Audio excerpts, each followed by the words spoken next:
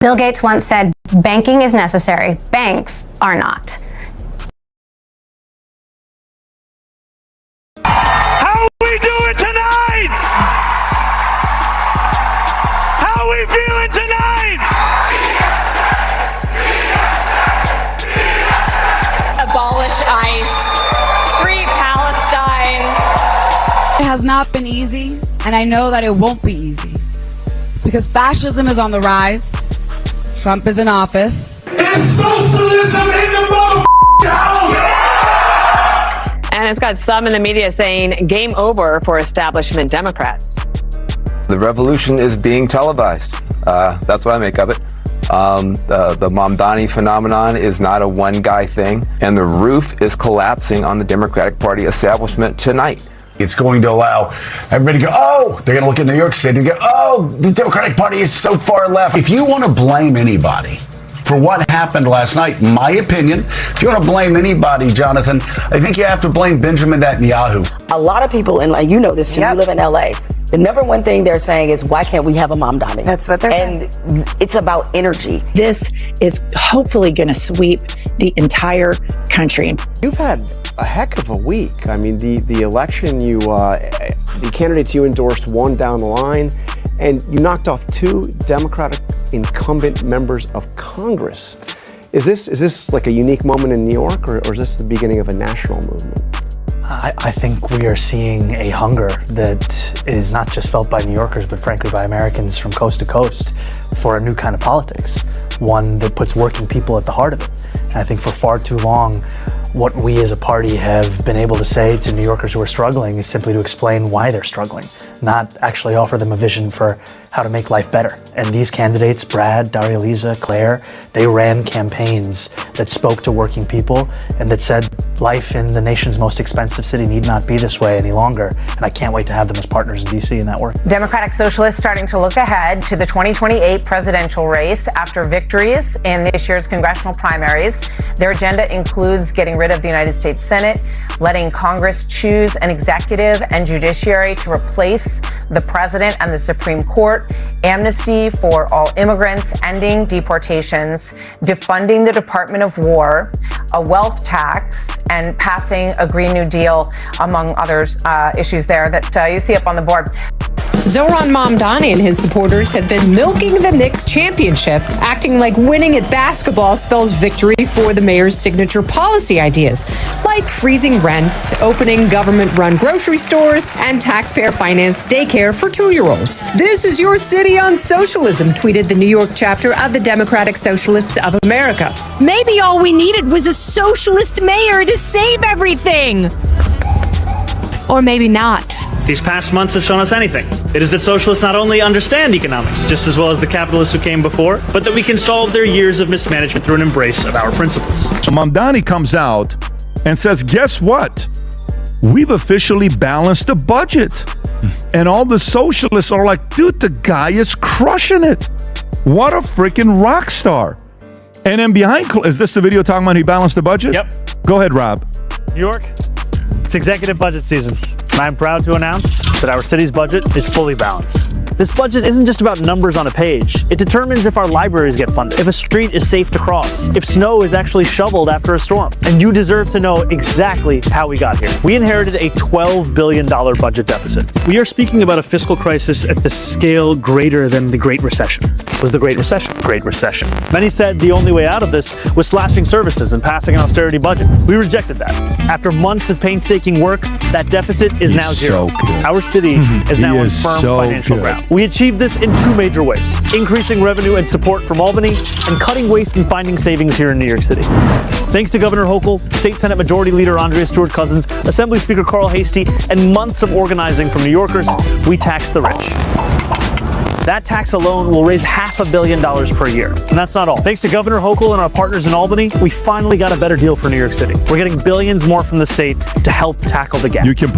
In other news, Mayor Mamdani announcing today his plan to tackle a whopping $12 billion deficit. And it involves taxing some of the wealthiest New Yorkers. Fox 6's Haley Fixler is here with all the details. Hi, Haley. Hi, Steve, Natasha. Yeah, so there's a lot to unpack here. So let's start at the very beginning. Mamdani is blaming both former Governor Andrew Cuomo and former Mayor Eric Adams for the city's massive budget gap.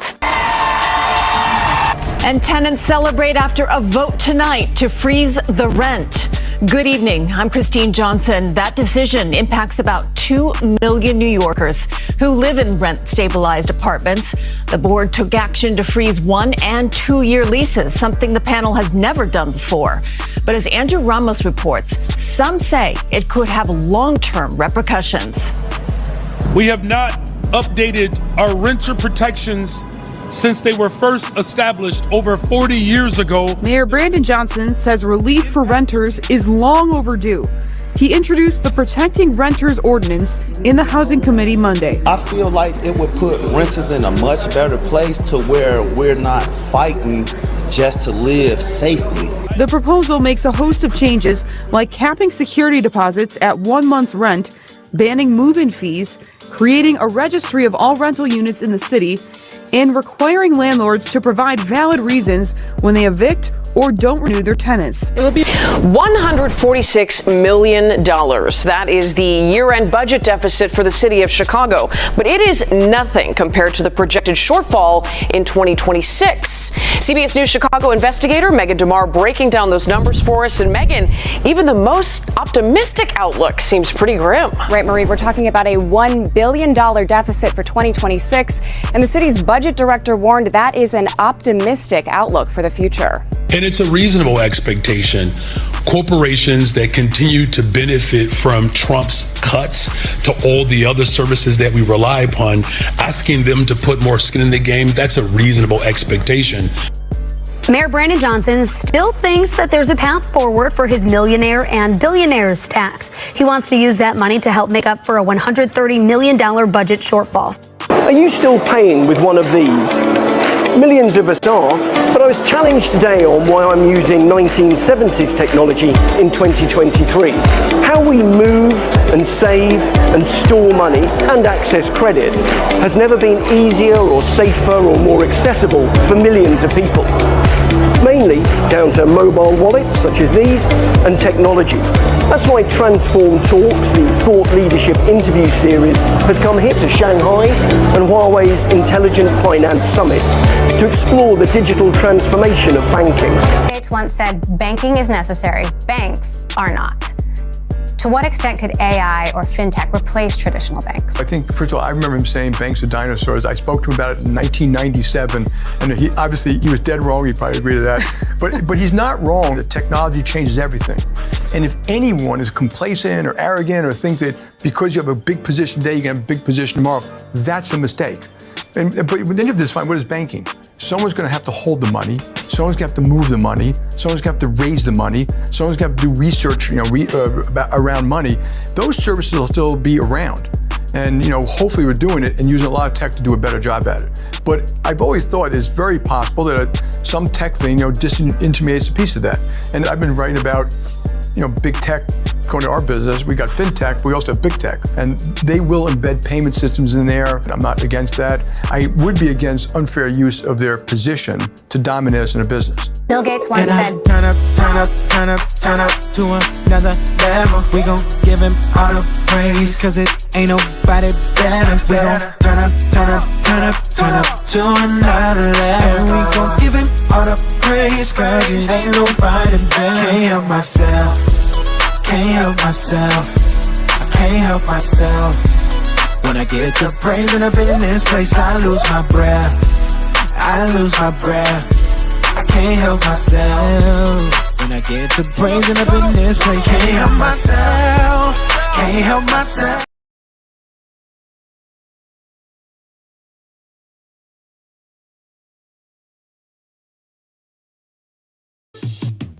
Why they party? I'm in here grinding. Money I'm stacking. Why they rock diamonds? I can't relate to them, ain't my shit coming. I set a goal for me, 2 or 3 commas. 7 figures, 8 figures to 9 figures. On a slow pace to get rich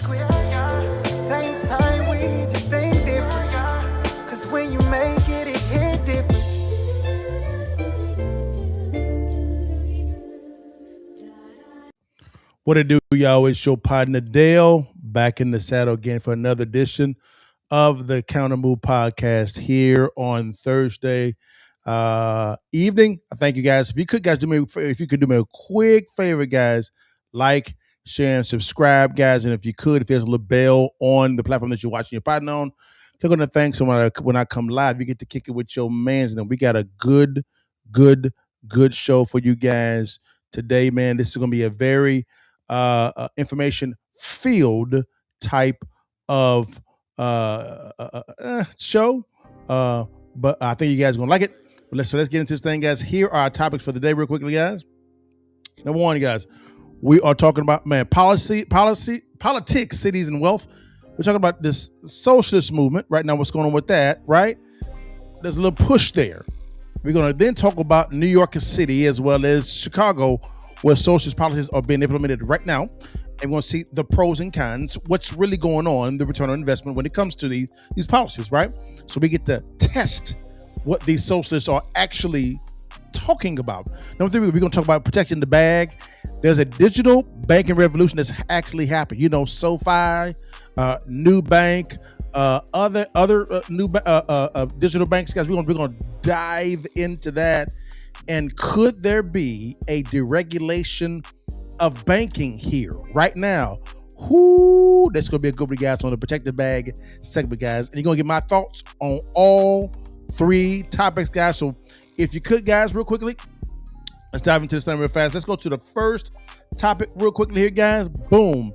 Man, there's a socialist surge going on right now. Right, we're going to take a closer look at their ideology, right?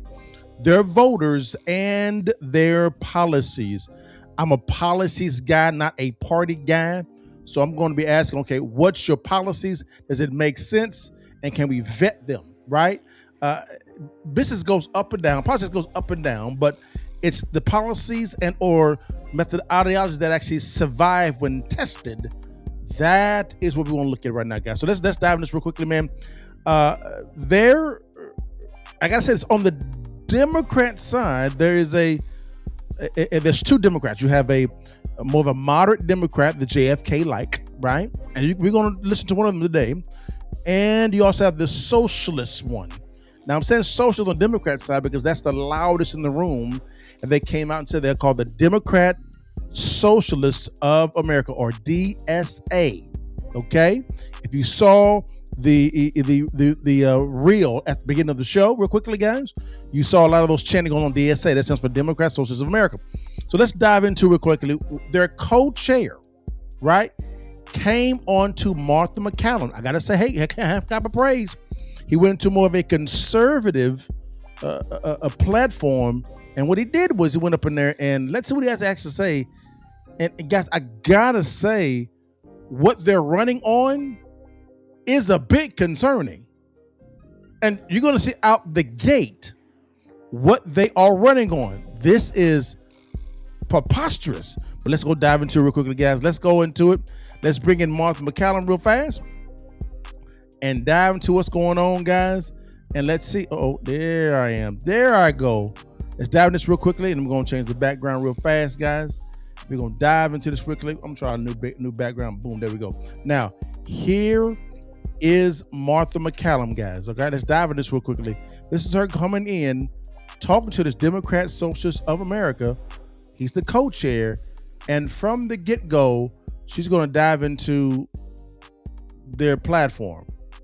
All right, their platform. And it's interesting. So let me get rid of this real quickly. Let's dive into it. Here we go. Let's go get it in.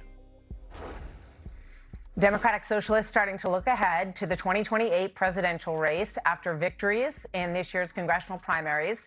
Their agenda includes getting rid of the United States Senate, letting Congress choose an executive and judiciary to replace the president and the Supreme Court, amnesty for all immigrants, ending deportations, defunding the Department of War, a wealth tax, and passing a Green New Deal, among others.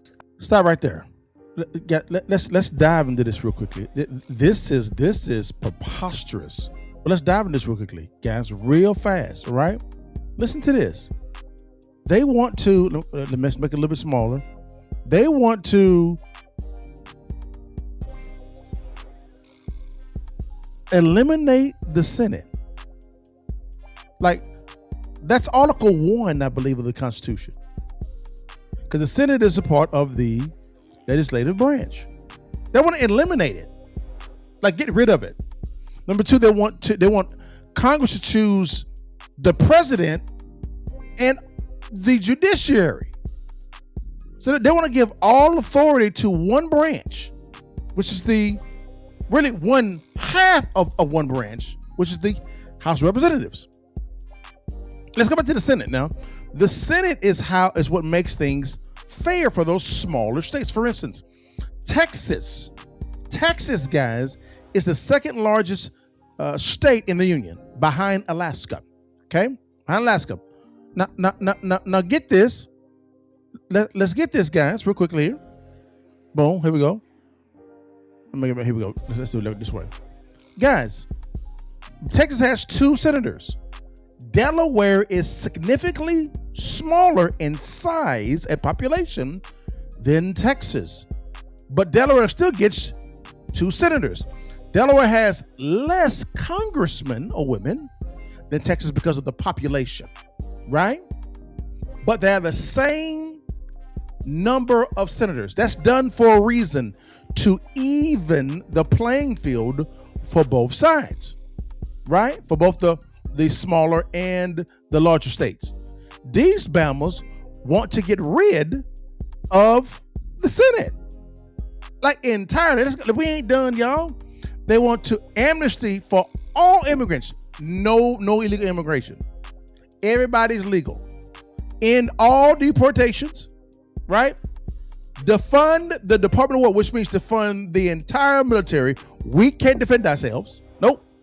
Establish a wealth tax. Yep. Nationwide, right? And then lastly, passage of the Green New Deal. We know that crap doesn't work at all. At all, guys. This is crazy town. This is ludicrous. What they are proposing, guys. Don't make no damn sense. What up, Susu? I see you, baby. That's my little sis. What's up, baby? How you doing, baby girl? Good to see you, baby. But y'all, this is crazy town, y'all.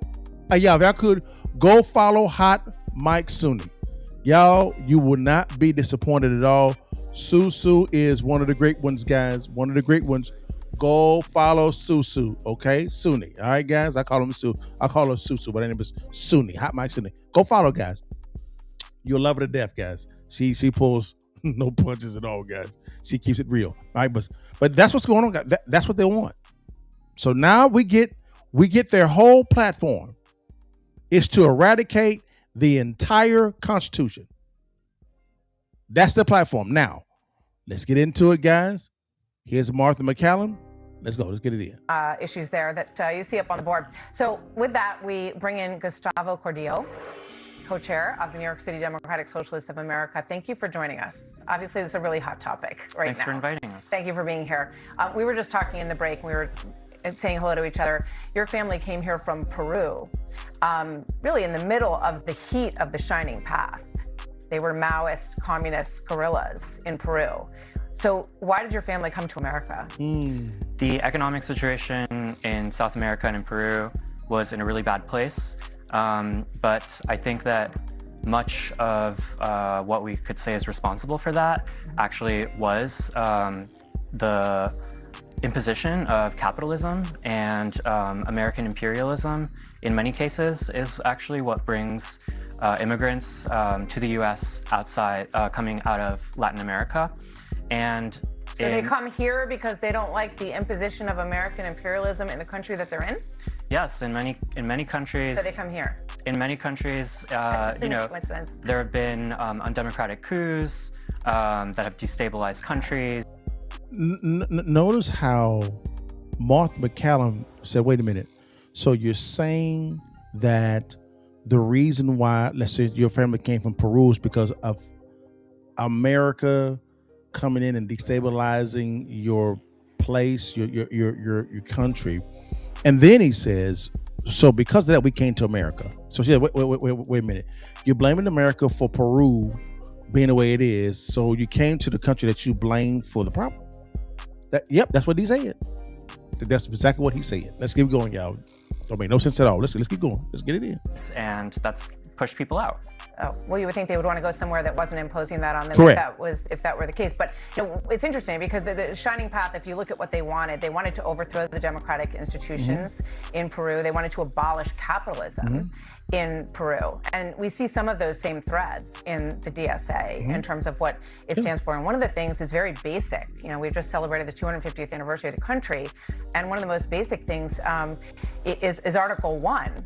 In our Constitution. Are you in favor of abolishing Article 1 of the Constitution? Article 1. No, we support a democratic route to transformative change in the United States. We think that we need to put the working class before the billionaire class. So you don't want to abolish the Senate, the United States Senate, because that's what Article 1 is. The United States Senate is an undemocratic institution. Whoa. It gives more representation to people in smaller states than to the 30 million people in California. So you've got the House of Representatives, which is population. Notice what he said, guys. Notice what he said. He said that he believes the Senate is not democratic, right? It's not democratic. And what he's saying that it gives representation, right, to the smaller states, which is equal to like California. So as she said, that this is Article 1 of the Constitution, but he wants to get rid of that. He wants to get rid of the Constitution. They want to destroy it. Let's keep going. It gets worse. It gets worse. Driven, and then you've got the Senate. So every state, if you're a small state, you still get 2 senators, even though they only get maybe 1 congressman, in order to make all of the states have fair representation. Correct. So you say, I'm just confused. When you ask normal Americans if Congress and the Senate and our political system is working for them, most people are very unhappy with the political system, and they say it's not working for them. When we think about the 250th anniversary of the United States, and we think about our proudest moments in US history, I think of times like when ordinary people rose up and they changed the Constitution to abolish slavery, to give women the right to vote. Everyone's proud of that. And that's a nationwide pride in the country. Correct. But back in those moments, those were considered radical movements because those people dared to say we need transformative change in the United States. Right. And I well, think we that struggled to become a more perfect union. But I just want to ask you again, do you want to abolish the United States Senate? Because you said you approve of Article 1, but then you said you didn't think the Senate works. We think that the Senate should be reformed, that we should have a more democratic government system, but that's a long-term change. So hold on. So the current Constitution, in his opinion, does not operate from a democratic standpoint by balancing out in the Senate, which is a check on the House, right, to give the exact same representation that the smaller states have with the bigger states, by all states having 2 senators. He says that's not democratic, but he said that that's the long-term view. So they have this thought out. Let's keep going. It gets worse. It gets worse. We're seeking, and in the short term, we're focused on issues like affordability, like freezing the rent, which we've just done in New York, like creating a universal childcare system, which we're also taking steps toward doing, like fixing our energy grid. In 2023 here in New York, we passed the Build Public Renewables Act, which would create publicly owned renewable energy to have a more reliable, cheaper, cleaner energy grid. These are our immediate term demands, where we do have a long-term horizon where we do want to democratize our government, but in the short term, we're focused on affordability, we're focused on a working-class economic agenda. The question is, how does the government become more democratized if the government takes over more of the power? Good question. So, for example, here in New York, if you have government-owned grocery stores, right, and that was what Mamdani promised. I know you were supportive of his election, and I interviewed him here. So they're up like breaking ground on one grocery store so far. It's going to cost $30 million to build a grocery store. In what world does it make sense to build a $30 million grocery store and put competitive pressure on the bodegas that are in the neighborhood? I think that what we saw in the mayoral campaign is the mayor was able to build a movement that inspired people to believe that we... Notice he goes right back to talking points. Every time it's talking points. No substance, no nothing, all talking points. Just listen to him. No fact, no nothing. Let's listen to him. Could have a government that works for ordinary people, that is actually responsive to the working class. Inspiration's great, but if you're the bodega owner, how would you feel if the government opened a big grocery store right next to your bodega? If one publicly owned grocery store that brings prices down in the neighborhood is enough to put someone out of business, then maybe they shouldn't have been in that business in the first place. Wow. Wow. My dude said if the government decides to build a $30 million grocery store, which to me is too damn high, that means the person that's doing this don't know what they're doing with business unless they're grifting. So they're grifting. He said if one store drops out the bodega, which is a smaller store, out of business, maybe they should be in the business at all. This is their thinking. They very entitled, very matter of fact, as if they know and they own no business. These are former rappers. They have these trash degrees, these trash doctorates, these trash master degrees, but because of these degrees, they think that makes them smarter than you. Very Machiavellian. It gets worse. Interesting. Let's play, let's look at the big picture for a second here. And play this from Marco Rubio, because his family came from Cuba. You were talking about your family coming from Peru. So that's enough there, guys. We're gonna pause right there because of the fact that we gotta get into this. We gotta get in this. This is another person. All right, y'all think this is another? Let's go get rid of this cat. All right, here is another representative of the DSA. The Democrat Socialists of America. That's their name. They're going by that name.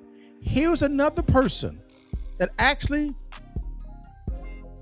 talks about them actually getting rid of the Senate, y'all. They ain't playing no games, y'all. They want the Senate, they want that thing gone. They want it gone, right? Let's get into it. Here they go. Let's see if we get this bigger. I think I can. No, I can't. No. Here we go. Oh, hold on. Let's go back. I want you to get all this. There we go. Here we go. We just don't see the point of the Senate. Historically, it was meant to serve very wealthy people who owned a lot of land. So would you like to abolish the Senate? That's part of our platform, and we don't think that's extreme. These people don't have a foundation of what our republic was built on. You can't get rid of the Senate. It's constitutional. Correct. We don't live in a democracy. We live in a constitutional republic. Exactly. And then they say that the Senate is not for the people. I'm sorry, that's literally the reason for the Senate. It is so states have equal representation. Mm-hmm. You never hear about the Canadian dream. You never hear about the UK dream. You never hear about the Venezuelan dream. We just don't see the point of the Senate. Historically, it was meant. So they're saying the Senate was actually made for the rich. Not for the people, for the rich. And I'm saying to them, this is how dumb this is, right? The stupid this is. You can't get rid of the Senate because they are part of Article 1 of the Constitution. They're part of the legislative branch. Hello, McFly. This is what they think, guys. We not finished, y'all. Let's actually go to one of their voters, guys. What do their voters think? So now we got the platform. Let's go to their voters. Go to their voters, guys. That's what their voters got to say real fast. Here's one of their voters. You know what I'm talking about? One of their heavy hitters. Let's see what's going on, what she thinks about this whole thing. Let's get into it. Here we go, guys. Here we go. Let's get it. Oh, come on. Hold on one sec. So you said you're a socialist? Yeah. Oh God, am I gonna get roasted? Yeah. What we're asking people today is, what do you think about Zoran Mamdani's plan to tax the billionaires and to create a more equitable tax structure in New York City? I love him. It's unbelievable. Shouldn't we all be more equitable? Well, let me ask you this. So there's about 1,000 billionaires in the United States. Okay. If we taxed them 100% and liquidated all their assets, we could fund the federal government for about 10 months. What do we do after that? But that's not how the government works. Also, no one needs to be a billionaire. The amount that you could fund over time by taxing a portion of their income would house people, it would provide them health care, it would do a lot of incredible things. Why? What do you think? I think that would be a bad idea. I think even a marginal increase on taxes de-incentivizes business growth. Why do you think it's a bad idea? Because it de-incentivizes business growth. So we actually limit and reduce economic activity. It's individuals who monopolize a portion of, not a portion, they monopolize most of the income for individuals. And actually, if you want to make a more equitable society, you should increase economic mobility for individuals so then more of them can be active members of society rather than a couple of people hoarding majority of the wealth. That's what free market capitalism does, right? Because what they're doing is they're creating businesses and creating jobs for people that creates economic growth. And also, they're already paying 40% of the taxes in this country, the top 1% is. So I think I would rather have New York City a business hospitable environment so people aren't fleeing to Florida and Texas. But that's such like a crock of shit. People aren't actually leaving. Ken Griffin, just last week, said he's leaving. One individual? No, a lot of them are. And actually even Kathy Hochul from New York State said that she wants the people to come back who have left so they can afford to fund the social programs here. I need people who are high net worth to support the generous social programs that we want to have in our state. If you want to be supportive, but maybe the first step should be go down to Palm Beach and see who we can bring back home, because our tax base has been eroded. I mean, Mamdani has a $12 billion budget deficit. How is he going to close that without asking Kathy Hochul, who has the same problem? They've driven people out of New York with high tax policy and anti-capitalist policies. Are you a billionaire? No. Any questions? Do you aspire to be one? Millionaire. Okay. Billionaire. I don't need to be a billionaire. Thank you, Matt. All right. Oh, I'd love to hear more of your thoughts. But Good, thank you. all right, thank you. All right. I wish that conversation could have gone on longer. She's got to do some research. Yes, she does. That's their thinking. Socialists are mathematical morons. Notice she had no rebuttal at all to anything mathematical. Nothing. All talking points. All unicorns and rainbows and sunshine and lollipops. That's what this is, yo. That's what this is. Mathematical morons. It is. We're not through. We're not done, y'all. We're not done. Now, I had to say to myself, there has to be some type of JFK like Democrat that's more rational. You know what I'm saying? More rational. Right? So I had to go to that. So I found one. And this is Van Jones. Van Jones actually came out, guys, and had something to say about this whole thing, Doc. And I said, you know what? I like Van. Listen to what Van had to say about this entire thing, y'all, about this whole thing. Listen to Van. Y'all, he sounds sensible. Here we go. Van Jones. Here we go. Look, I used to be on the left side of Pluto, but to have somebody who, you know, their main qualification for being in our party is they were celebrating after October 8th the murder of innocent Israelis. To have somebody in our party get the nomination whose main qualification is saying that there should be no police, no prisons, Israel shouldn't exist. It's a red flashing light. And I think people who have more reasonable ideas in this party are going to have to start working. Because what's happening is the establishment thinks that you can just buy ads and that's going to get endorsements. That's going to somehow help you win. Trump figured out the hard way, you can't win in Iran with just bombers if you have nothing on the ground. Moderates cannot win in these blue districts if they have nothing on the ground. If all they have are ads and endorsements, and they don't have the door-knocking army of the DSA, you're going to see more and more of these candidates. The Democratic Socialists of America, they've got ground troops. They do. And passion matters. And a mobilized base matters. And moderates keep thinking that they can just say, shame on you, and sign another check. You're going to have to put people on these doors. Otherwise, you're going to have people like this and worse taking over this party. Look, I used to be on the left side. So again, that's Van Jones, guys. Van Jones is saying, hey, sensible Democrats, please step forward with a plan that's opposite of I hate Trump. Please step forward. We need you. JFK-like Democrats, where you at? Let's have a debate over ideas, concepts, not destroying the Constitution. Hey, just keep the 1,000 with you guys. All right, now, we not done, y'all. We not done. We love betting this. Now, guys, let's see. I got to ask the question. I'm a black man. I'm talking about. So, and it's black from an adjective standpoint. Now, get this, guys. Let's see, is Democrat, DSA, Democrat Socialist America, are they pro-black? You know what? Let's get somebody that's actually there right now, guys. Here's a dude, man, that comes on here, man, real fast. Progressive Action. He's I gotta give him credit for him. This is what he does. This is him talking about, is DSA pro-black? Right? Because I always talking about people of color, okay, which is a grift of trying to smuggle people into the black plight in our history, stealing history. That's what it is. I said it with my chest. I did. Let's see what's going on here, guys. Let's see, is DSA, are they pro-black? Let's see. Y'all to check out this video by former Congressman and DSA pusher Jamal Bowman. Check it out. Hey, New York Times, who is Patrick Jenkins? Isn't he a lobbyist for the political establishment? Are we naming him as a black leader in our community? Why didn't anyone who wrote that article or researched for that article, why didn't anyone reach out to me and speak to me? Am I not a black leader in the community? No. Am I not, former United States congressman? Am I not still a political organizer heavily involved in politics in New York and across the country? Am I not a lifelong educator? 10 years as a middle school principal, 20 years overall as a public school educator, serving the families and children of New York City. Is that not like leadership that we should be speaking to about the current state of politics, DSA, and all of the above?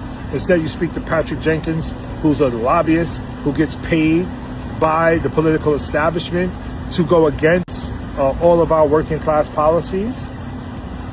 Is universal health care or affordable housing or jobs or fully funded schools anti-black? Is clean air anti-black? Is taxing the rich anti-black?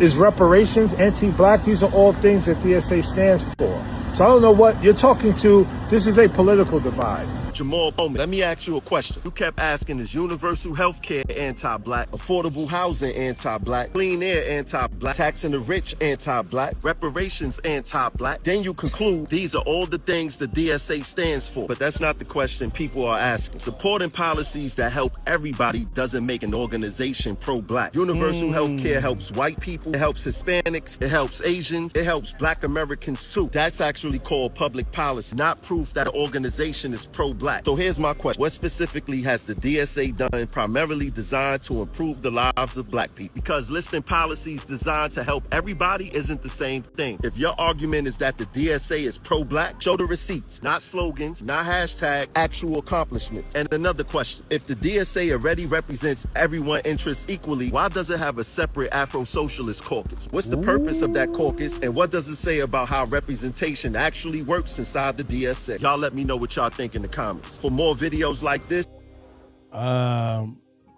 Enough said about my mans and them, bro. Jamal Bowman, he responded. And I noticed, Jamal Bowman, you said nothing about eliminating the Senate, right? Nothing about asking the House to replace the president and judges. You didn't say anything about defunding the Department of War, our military. I noticed that you didn't say anything about that. Very slick and shiesty, huh? Do you see how they are smuggling in under the guise of affordability with their real agenda is to destroy the Constitution? I didn't say it. They did. Just listen. Just saying, guys. Wow. Jamal Bobin, we want to hear your response to my mans in them. Progressive Action out of New York City. Wait a minute, response, big dog. Waiting, big dog. All right, guys. Man, does it get worse now? Now, guys, let's do something a little bit different. All right, a little bit different. Now, we've kind of vetted their ideas, right? Looked at their voters, right? Which is cool. And what I would like to do is this here.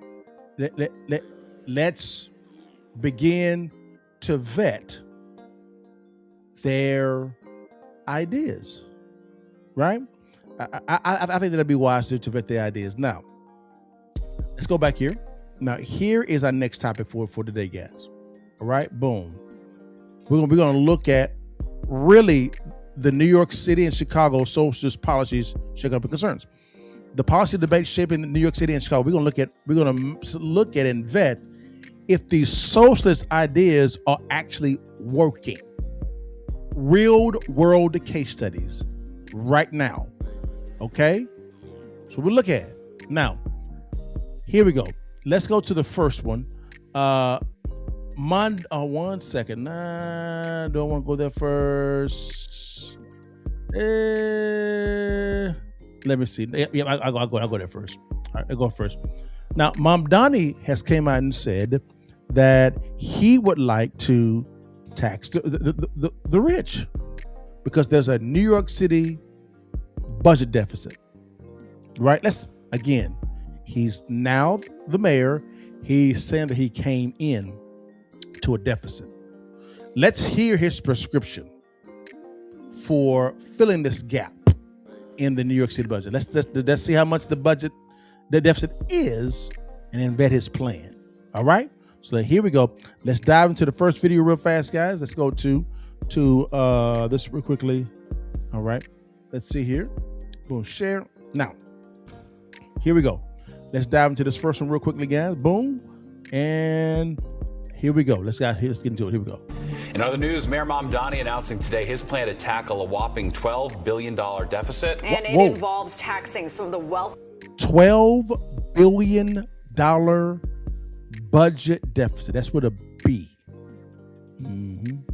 New Yorkers. Fox 6's Haley Fixler is here with all the details. Hi, Haley. Hi, Steve, Natasha. Yeah, so there's a lot to unpack here. So let's start at the very beginning. Mamdani is blaming both former Governor Andrew Cuomo and former Mayor Eric Adams for the city's massive budget gap. Take a listen. In the words of the Jackson 5, it's as easy as ABC. This is the Adams budget crisis. Wow.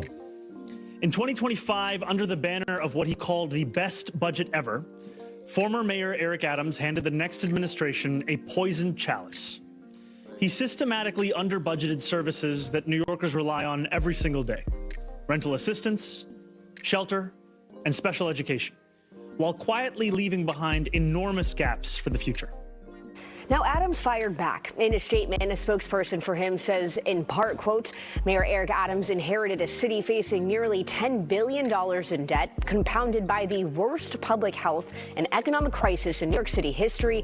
COVID devastated the economy, and the city was later forced to absorb billions in migrant-related costs that should not have fallen solely on local taxpayers. The spokesperson added, quote, blaming him for decades-old city-state funding inequities is inaccurate and disingenuous.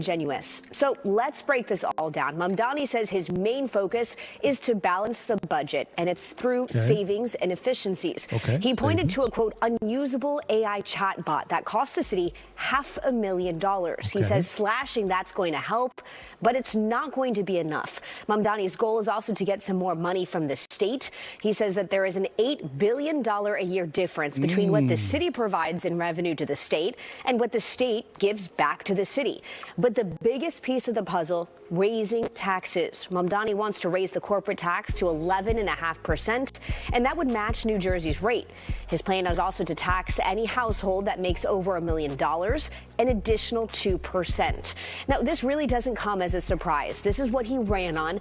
However, Governor Kathy Hochul has repeatedly said that she's against raising taxes. So this is what Mamdani said in response to someone asking about that today. We've been very open and honest with the governor and the governor's team, as well as with legislative leaders, as to the scale of this crisis and the need for us to respond to it in a manner that addresses the enormity of it. That will require increased revenue. It will require a new relationship with the state. Now, Mamdani also downplayed concerns about a mass exodus of New Yorkers' wealthiest residents and businesses should taxes in fact go up. He says that people aren't going to leave because he believes investing in city services will benefit everyone. Steve, Natasha, yeah, we'll wait and see. All right. So their bet is, raising taxes ain't gonna hurt nobody at all because they believe that the citizens and the wealthy are going to love investing in public services for the good of the people. Notice there's no talk about cutting spending, just raising taxes. Now, remember he came out and said that he passed a tax thing. I paid that before on a past Conway podcast. Let's bring our old buddy back in, man, from New York City real quickly, guys. And I want you guys to pay attention also to that first bullet point, which was $8 billion from the state. We're gonna get to that in a second. Yes, sir. Now, let's bring our partner back in because he actually vetted this plan. Yeah, he did. He vetted the plan, y'all. And let's see if the plan makes some sense. Here we go. Let's get into it real fast, y'all. See if it makes any sense. Here we go. Scam. I'm the one who exposed it to make them tell it. See, y'all thought I was lying. The DSA had to come out and basically admit Zoran Mamdani taxing the rich was a scam. I'm the one who exposed it to make them tell the truth. Remember when I said this? Y'all keep hearing Mamdani and Hochul say, when I ran for mayor, I said I was going to tax the rich. I'm thrilled to announce we've secured a pied-à-terre tax. Pied-à-terre surcharge. This is an annual fee on luxury properties worth more than $5 million. This tax will raise at least $500 million. Everyone has a role to play in contributing to our city. They're contributing in a meaningful way. Same script, tax the wealthy, right? So let's break it down. Right now, New York got a $5.4 billion budget gap. And the big solution, tax the wealthy luxury second home. Sounds tough, sound bold until you hear the number. That tax only brings in $500 million. Let me say that again. $5.4 billion gap, $500 million in revenue. That's not even close. That's not a solution. That's a PR move. So now ask yourself, where's the other $4.9 billion coming from? Because it's not magic. It's going to come from somewhere, and it's not going to be the people with $25 million homes. Does that ring a bell? Mamdani celebrated it as a win. And you know what the haters told me? The haters said, no, you're lying. He's not trying to tax the middle class. I told y'all that pied-à-terre tax was a scam, and the DSA had to come out and admit it. Listen to what they had to say. Governor Hochul passes her state budget right now, the rich still get a $12 billion tax cut from Trump. And New York City and Zoran will still face a $5.4 billion deficit. Wait, hold up. If the pied-à-terre tax was going to work, then why is the deficit still the same? I'm just saying. Don't say I ain't tell y'all. Socialism is going to destroy New York City. Not only because the concept is bad, but because the people who are selling it to us. A liar, a cheater, a deceiver, heartbreaker. Don't be fooled. See y'all. Zoran? Response, bro? Y'all want to go a little bit deeper on this portion here? Because remember, he said taxing the rich. It's only bringing in $500,000 in revenue. So where's the other $4.5 billion coming from? Them numbers, something serious, guys. Let's go a little deep on this real fast, guys. Remember they talked about how the rich, they were going to do a pied-à-terre tax on these luxury places. Those luxury places, guys. Well, there's some rules in place for that type of tax. Let's dive into the rules real fast and really see if this is BS, right? Let's go through the numbers. And PR, or is Zoran telling the truth? From what our partner from Progressive Action said in New York, it was a scam. Let's get into it. Here we go. Let's see what he had to say. Let's go. Well, today, we're taxing the rich. I'm thrilled to announce we've secured a pied-à-terre tax. Mayor Mamdani, great idea, but you do have one big problem. The billionaires you're trying to tax may not even qualify because New York City's system is so broken. What? A penthouse sold at 432 Park Avenue for $87.7 million. The city assessed it at $1.6 million for tax purposes. Sting bought an apartment for $65.7 million, assessed at $1.89.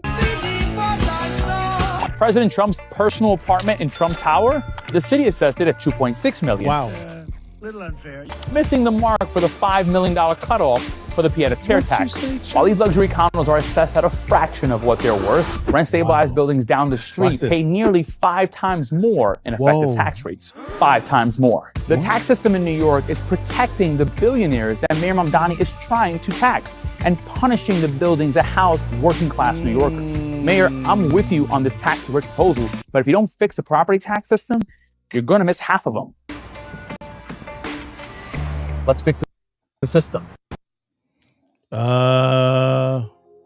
Mayor, the math ain't mathing. It's not mathing at all. We heard Governor Coco said any buildings worth $5 million or above. No, she said worth, not county assessed. Words have meanings. She said worth, giving you the illusion of if they're going to offer the valuation via an appraiser. Oh no, they go off the county assessment, which is significantly lower than the appraised value. And my mans and them just went through the numbers. How the ultra rich real estate is appraised at a higher price point, which is proper, but the county assessed at a lower price point, well under that 5M. But those apartment, stable apartments, which we'll get into in a second, they're 5 times assessed at a 5 times higher valuation from the county and city standpoint than the wealthy's apartment complexes and their units. Scam, y'all. This is a scam. It's smelling bad, y'all. We're not through. Again, we vet. So we're putting all of this together. But there's a third part on this. There's a third part, right? Remember, they were getting a certain amount of money, right, from the state, y'all, from the state. That's very important because my man to them was bragging again a little bit. Your boy Zoran, that man, my man, love that dealer, that camera boy. And so let's bring it in real fast. Hey, let's talk to this guy. Let's see what he says about the $8 billion. See about that. Remember that bullet point from the newscast. Numbers. Let's get into it. So Mamdani comes out and says, guess what? We've officially balanced the budget. And all the socialists are like, dude, the guy is crushing it. What a freaking rock star. Killing the game. And then is this the video talking about he balanced the budget? Yep. Go ahead, Rob. New York, it's executive budget season. And I'm proud to announce that our city's budget is fully balanced. Whoa. This budget isn't just about numbers on a page. It determines if our libraries get funded, if a street is safe to cross, if snow is actually shoveled after a storm. And you deserve to know exactly how we got here. We inherited a $12 billion budget deficit. We are speaking about a fiscal crisis at the scale greater than the Great Recession. Was the Great Recession? Great Recession. Many said the only way out of this was slashing services and passing an austerity budget. We rejected that.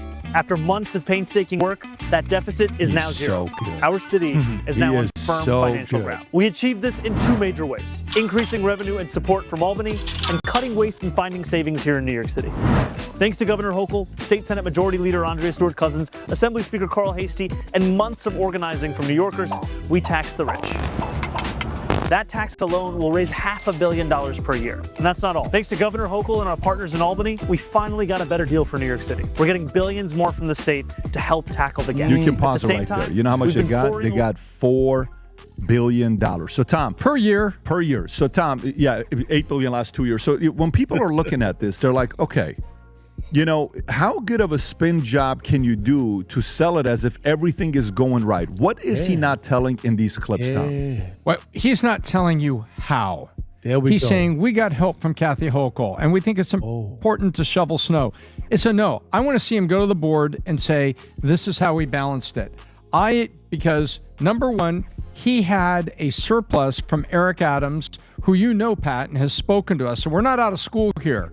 We had direct conversation with Eric Adams. We know about the surplus that was brought in. Then he gets money from Albany. Guess what? That's not balancing the budget. That's Brad and my daughter our daughters call us from college, and she's spending $500 more a month. I agree to give her $400 more a month. Brad gives his daughter $400 more a month, and then she meets a nicer guy, and he starts paying for dinner. They didn't balance the budget. They just moved things around. Correct. And other people helped. That's what's going on. And then this guy here, I quoted this study, and then this guy comes to the microphone 2 days later about education in New York is not getting any results. So he didn't tell people how and what he did. He leaves out the fact that supposedly, what was the gap from Eric Adams? The exact number, 3.6? Rob, tell me what that gap was. Because if he gets $12 billion, and he claims that was 469. I don't know why I think 36 could have been. That's what I'm saying. Please fact check me what I'm remembering. What Eric Adams left him. Eric Adams left him $5 billion. Yeah, I thought it was 469. Okay. Yeah. So 5 and 4 from the state is 9, which means what did he cut and what did he change? And then he got $500 million from. So let's do it. 5 and 4 is 9. $500 million from the millionaire tax is 9.5. And so $12 billion deficit, he only had to find $2.5 billion. What sleight of hand did he do with pensions? I want to know.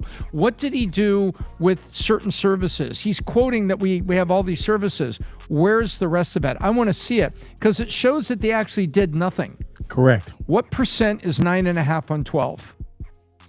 He says he taxed the rich. Yeah. What'd you say? 9.5 on 12 is what percent? 75%.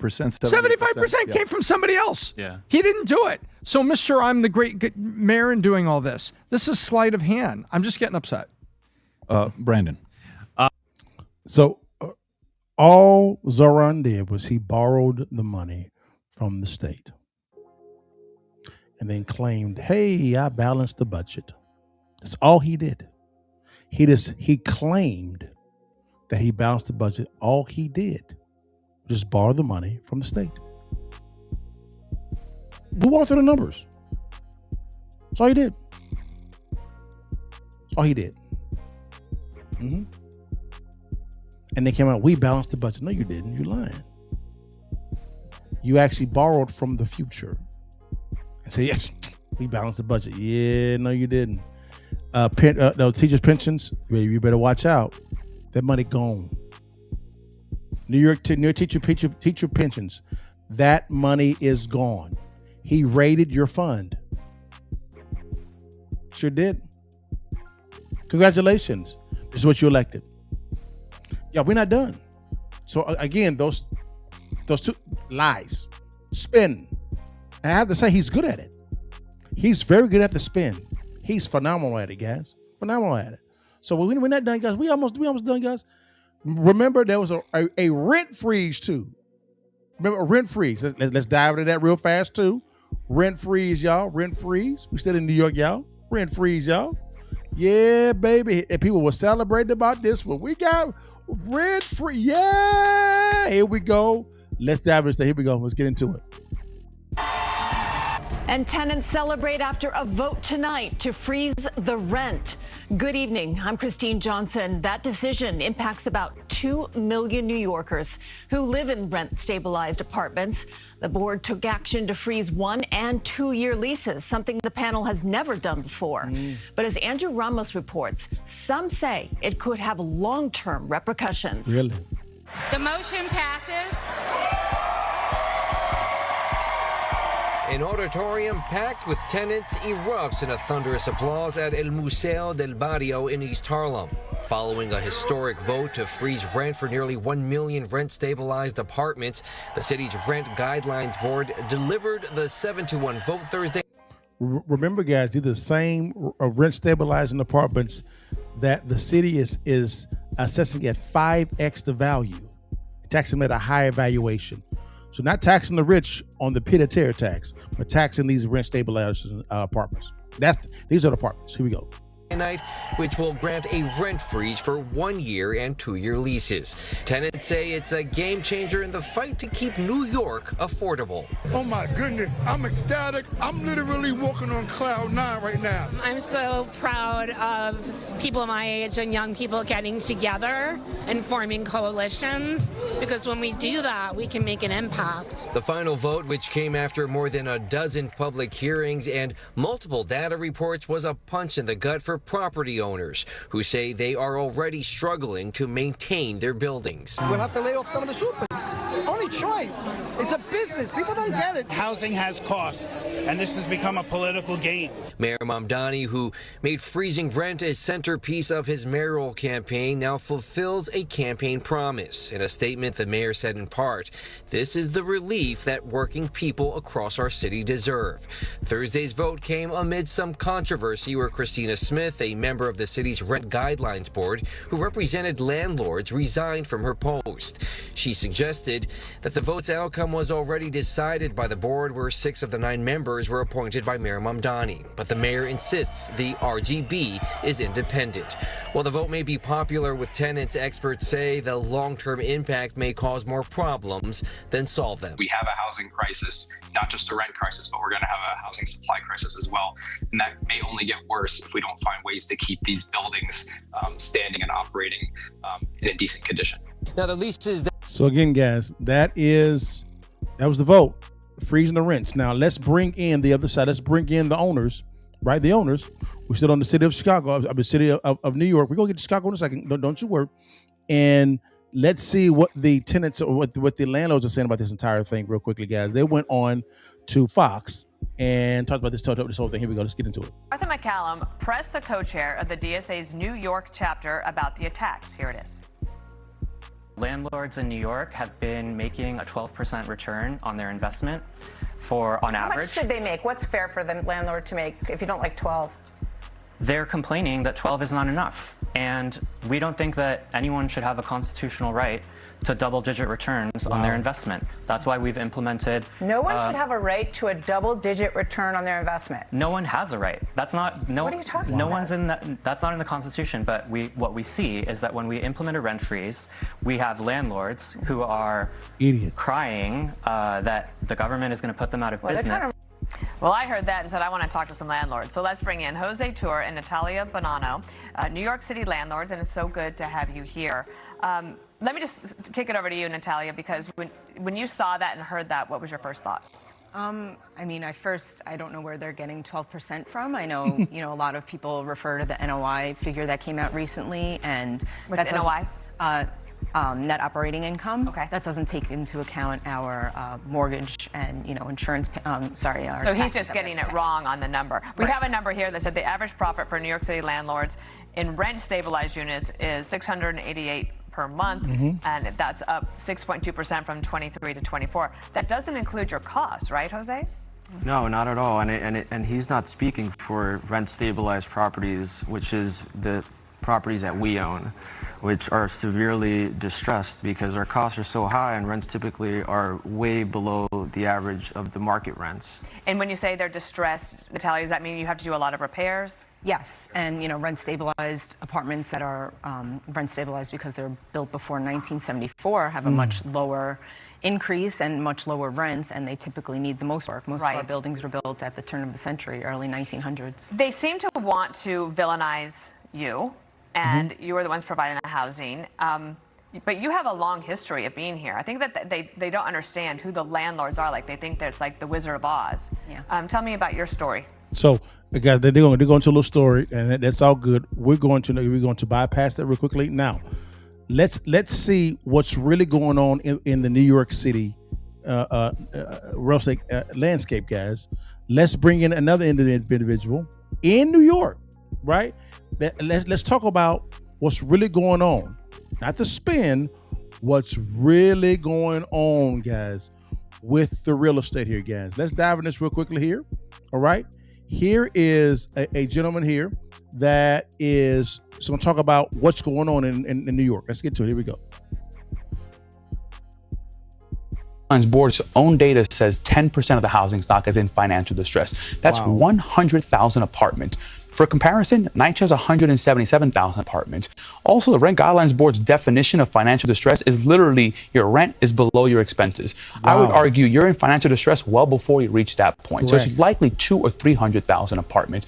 And what I'm saying is a rent freeze against that backdrop, against this housing stock that's been struggling, only threatens to put more buildings in financial distress. And how is that pro-tenant to bankrupt the building tenants are living in? Where are their options after that? So what you're really saying is that if you bankrupt a building, then the conditions get worse. Absolutely. The Rent Guidelines. So again, guys, that's the regular guys don't make no sense at all. This makes no sense at all. We're not done, y'all. We're not done. We're going in tonight.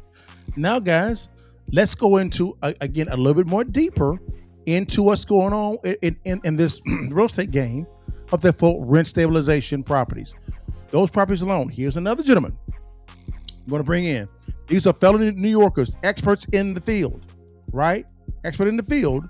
They're going to talk about this a little bit more. Let's get into it, guys. Here is more of it. Here we go.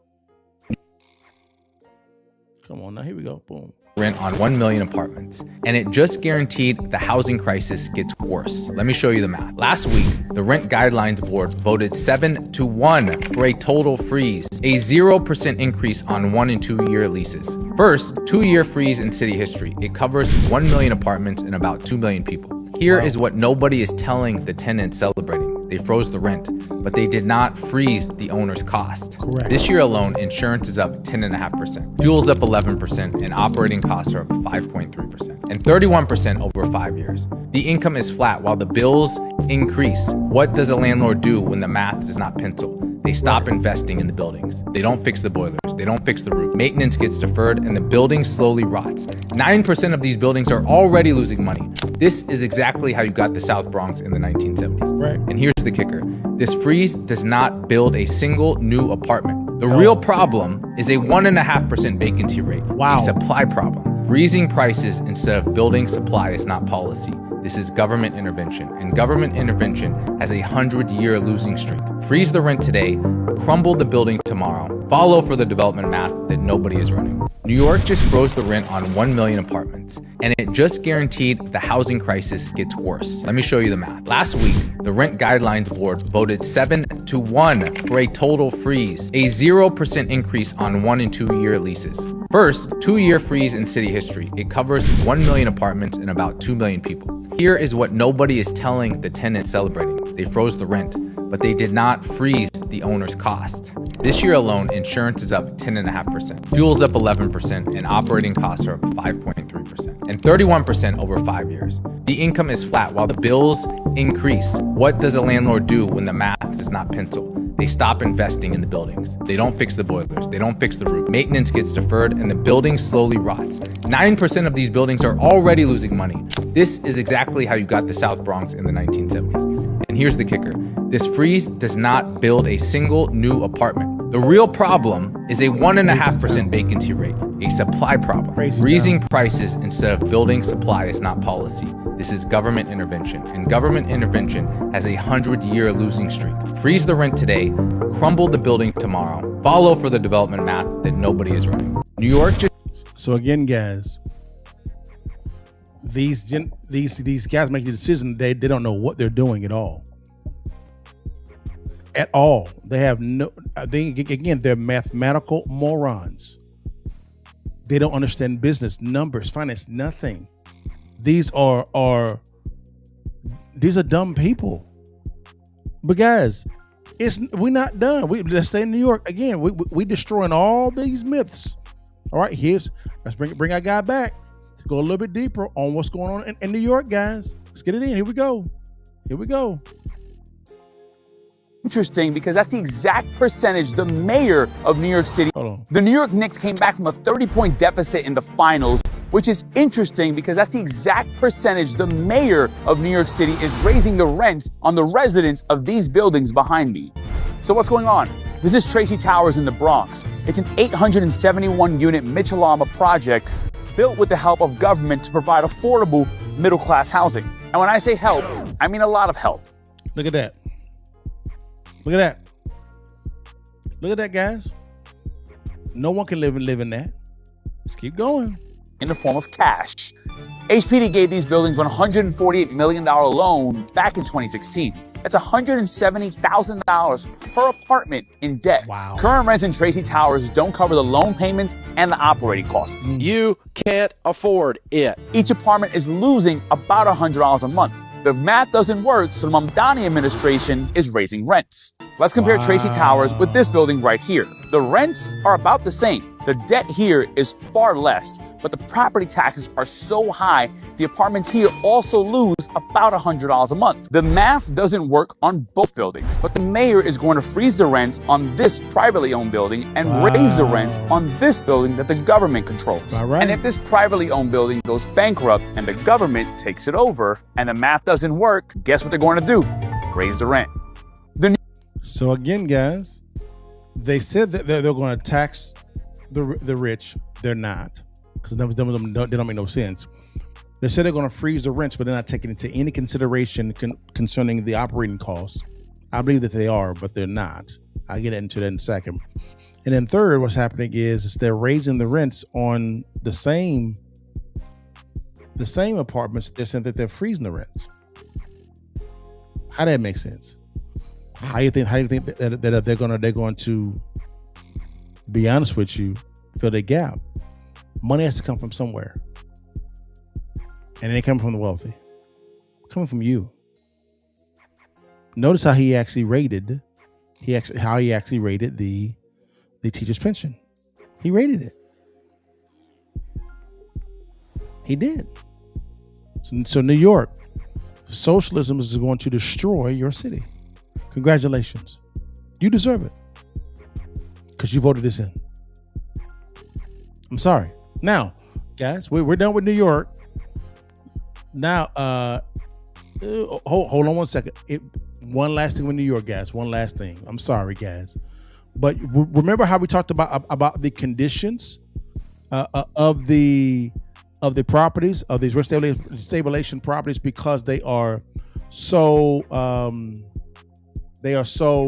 old, because they were built in the early 1900s. Y'all want to see the condition of one real fast? I do. Let's get into it. Here we go. I feel like I'm standing in a time capsule from the 70s. This is a one-bedroom apartment in the Bronx that rents for $811 a month. That's if the landlord were to actually put it up for rent. This is a rent-stabilized apartment, but look around. The landlord says there is so much work that has to be done here to bring it up to code that it doesn't make financial sense to rent it out. The owner is deciding to lose less money by just keeping it vacant. Chipped and peeling lead paint, an outdated bathroom, and that red carpet, far from luxurious. Not exactly the red carpet people want to walk into. Kenny Burgos is the CEO of the New York Apartment Association and advocates on behalf of landlords who own rent-stabilized apartments, like this one in Mount Eden. It's been vacant since the last tenant moved out around 2021. Why is this apartment still vacant so many years later? Because the law today says that when the tenant moves out, you still, of course, before law and after, you would have to upgrade and renovate this unit and bring it up to the current housing standard of 2026. The difference is now the law says we don't really care what you spend. You cannot change the rent from the previous tenants. A 2019 change to the state's rent laws got rid of the 20% vacancy bonus, where landlords could hike rents for new tenants. It's really a crisis. Assemblywoman Linda Rosenthal, chair of the Housing Committee, voted for that bill. We found that with the 20% vacancy bonus, it was an incentive for landlords to harass tenants out. Finally, we righted the scales. Landlords didn't like that, and what they said immediately after we passed it was, we're going to keep apartments off the market. What do you say to that? I say, what do they then say to landlords who have already gone bankrupt, who've already been in foreclosure? Something definitely wrong here. The tug of war between landlords and tenants advocates leaves lifelong New Yorkers like Troy Williams caught in limbo. I live in a tier 2 shelter right now, and that's why I have a voucher now, you know? And I'm really trying to, get back to where I was this time 2 years ago. So just how many rent-stabilized apartments are sitting empty with low rents that need extensive repairs? Well, we actually just got an answer from the city's Department of Housing Preservation and Development. A survey found just under 2,500 units that have been vacant for a year or more, needing extensive repairs with rents below $1,000. Of course, these are units sitting empty when so many are desperate for an affordable place to live. Yes, sir. Again, y'all, stop. Thank you. Again, guys, that a New York City apartment. That's what's going on, guys. I don't know what's going on with my system now. It is again, guys. That's what we're seeing. I'm not saying this. This is what the residents, landlords, as well as tenants are actually saying. And also the local government in New York, that they're saying this. I'm not saying this at all. That's what they're saying.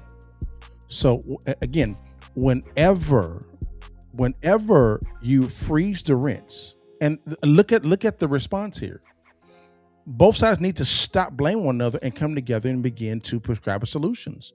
But it seems to be that the city and the landlords are at odds, and the only people that's actually suffering are the tenants. Because what's happening is because of this tug of war, you actually have the tenants getting a trash product in housing because the landlords cannot afford to maintain those properties if the city puts a cap on what they can actually charge when it comes to a lease payment. Normally, the market prescribes that. That prescribes that. And what the tenants should do, what they should do themselves, is they should get a realtor or somebody that has a license, right, to pull a CMA of what the market rents are in said area. That takes into consideration the condition of the property, what's going on there, any upgrades. It goes into detail of what that is. And also, if you really want to confirm it, get an appraisal on said property, right? To confirm that. If I was a city, I would do that. I would say, you know what? You can turn in a voucher to where there's an independent appraiser through an appraising management company. This is what investors do now when it comes to buying properties. Can send out an appraiser out there to be able to get an appraised value. You can get a CMA from a licensed realtor. You can also get an appraiser from a licensed appraiser. There's a middle ground. And they both come together and said, this is what the market says that the rents are, so that the landlord cannot argue with it, as well as the city and the tenant, because you got a licensed person whose license is on the line, right? Their livelihood on the line to prescribing the right thing, right? And if you don't like the appraisal, you can also go report them to the appraisal management company or to the New York Appraisal Association. The state, like this is in place now. I think it's bad practice for a city to get into the business of capping rents. That is a terrible prescription because you're not taking into account the cost to maintain the real estate, specifically older real estate. That's all I'm saying. When I say socialist policies will destroy New York, I'm talking about these policies without taking into account the entire context, which is what I'm seeing take place in New York City. Not based on Liddell's opinion. Look at the numbers. Look at the facts. Facts don't care about your feelings. It cares about facts. That's it. This is a simple prescription, not hard. The question is, there's a local government in New York, the tenants as well in New York, as well as the rent stabilization owners in New York want to come together and get a deal done based on sense, not on political ideology. Real simple. There's a system already in place. Use the damn system. My word. No damn sense, y'all. Now, guys, let's go over to Chicago real quickly. Now, Chicago is in a little bit of trouble as well also, right? They actually have a real big budget issue right now. They really do, right? It's not as bad as New York, but New York actually has Wall Street that can help it there, right? Chicago really didn't have that, and they're about to lose they're one of their biggest business partners, which is the Chicago Bears, to Indiana. They have a bad situation to the point where 700 teachers have been laid off with the Chicago public school system. 700 teachers laid off. Let's go. Okay? Let's dive into it. Here we go. Let's get into it. $146 million. That is the year-end budget deficit for the city of Chicago. But it is nothing compared to the projected shortfall in 2026. CBS News Chicago investigator Megan DeMar breaking down those numbers for us. And Megan, even the most optimistic outlook seems pretty grim. Right, Marie, we're talking about a $1 billion deficit for 2026. And the city's budget director warned that is an optimistic outlook for the future. Have we eaten our vegetables before we're asking for the taxpayers at all levels and other units of government to give us dessert? It's a fair question from Civic Federation President Joe Ferguson, who says this year's $146 million deficit is actually better than the original projections.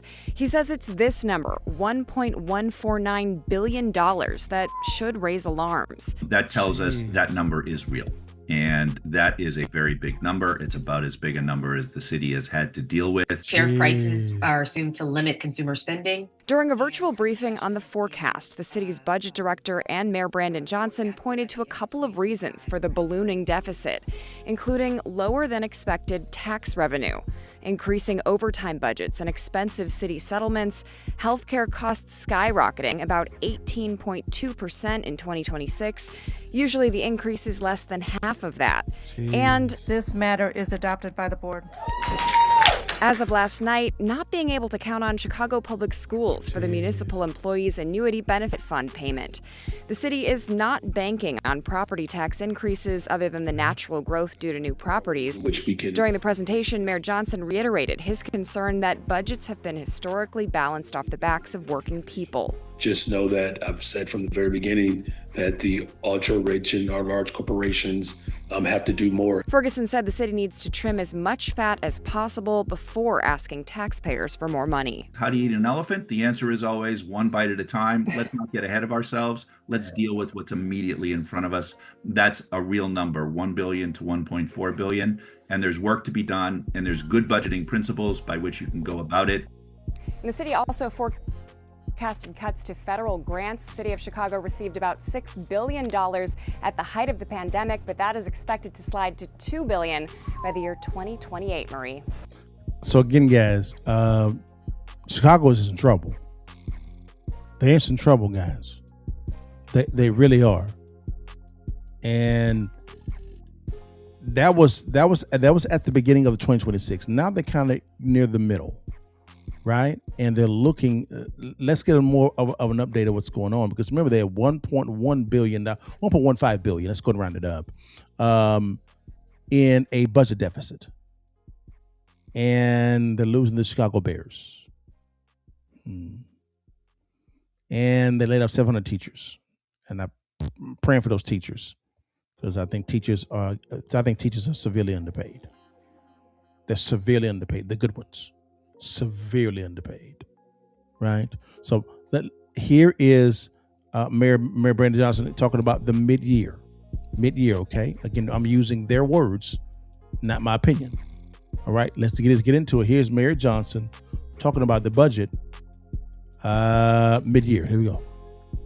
And it's a reasonable expectation. Corporations that continue to benefit from Trump's cuts to all the other services that we rely upon, asking them to put more skin in the game, that's a reasonable expectation. Mayor Brandon Johnson still thinks that there's a path forward for his millionaire and billionaires tax. He wants to use that money to help make up for a $130 million budget shortfall. So we got Brett Bagansky here. Now, Brett, the mayor did not sign, but also did not veto this budget. So that's what happened back in December. So this is the budget we're working on. So we're in that midpoint right now. So here's how that ended up working. So by taking no action, the budget ended up passing. You may remember it was $16.7 billion. And it was supposed to close a $1.2 billion budget gap, which included selling Chicagoans' outstanding debt to collectors and selling advertising spots on city light poles and cars. However, the mayor said not one person or company has decided to buy into those proposals, and the mayor criticized the alders who signed the alternative budget by not passing his proposals like a corporate head tax. But at the same time, the mayor is saying his progressive revenue measures are outperforming expectations like online sports gambling taxes and social media taxes. So the mayor feels the city should take it a step further by implementing a millionaire's and/or a billionaire's tax. Wow, another tax. Progressive revenue is structurally and economically sound, and we've proven that. How? You know, again, as far as our other options, I believe that we have to look at every single option that's available to us, whether it's the city level or state level, for progressive revenue. We just have a few obstinate individuals that are more aligned with the interests of corporations that are ultimately stalling what could be a full-out revolution in this city. And the people of Chicago want it. They want it desperately. I'm going to fight hard every single day to ensure that that actually comes to fruition. However, we spoke with some alders who found the mayor's budget assessment to be misleading. Alders Samantha Nugent and Brian Hopkins told us the mayor's administration slow-walked or didn't even try to implement their ideas to raise revenue for the city. So they feel that the mayor's proposal to tax corporations more is just short-sighted, arguing it could put Chicago at a competitive disadvantage if we were to implement those ideas. His administration was the one that is in charge of administering these new revenue sources, particularly things like debt collection. That's an administrative responsibility. The legislative branch can't do anything about affecting that other than set the budget, which we've done. And he has really dropped the ball. You know, his administration told us when we passed the budget that they didn't intend to follow up with some of these requirements that we imposed by passing it with the city council majority.